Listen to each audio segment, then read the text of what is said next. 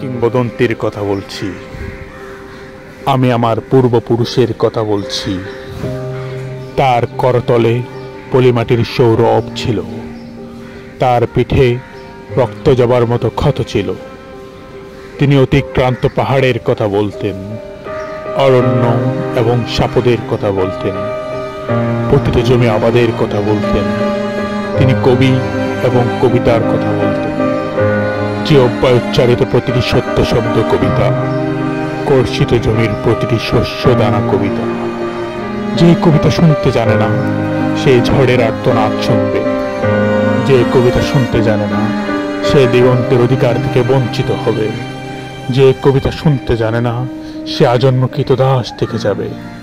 আমি উচ্চারিত সত্যের মতো স্বপ্নের কথা বলছি, উনুনের আগুনে আলোকিত একটি উজ্জ্বল জানালার কথা বলছি। আমি আমার মায়ের কথা বলছি। তিনি বলতেন, প্রবাহমান নদী যে সাঁতার জানে না তাকেও ভাসিয়ে রাখে। যে কবিতা শুনতে জানে না, সে নদীতে ভাসতে পারে না।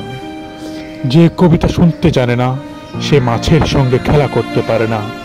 যে কবিতা শুনতে জানে না, সে মায়ের কোলে শুয়ে গল্প শুনতে পারে না। আমি কিংবদন্তির কথা বলছি, আমি আমার পূর্বপুরুষের কথা বলছি। আমি বিচলিত স্নেহের কথা বলছি, গর্ভবতী বোনের মৃত্যুর কথা বলছি। আমি আমার ভালোবাসার কথা বলছি।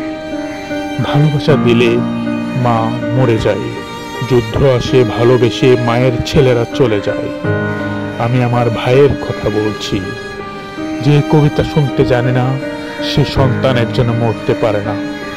যে কবিতা শুনতে জানে না, সে ভালোবেসে যুদ্ধে যেতে পারে না।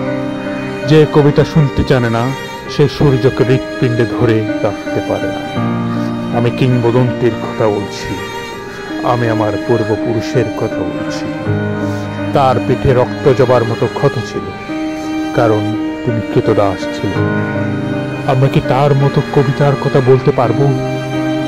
আমরা কি তার মতো স্বাধীনতার কথা বলতে পারবো?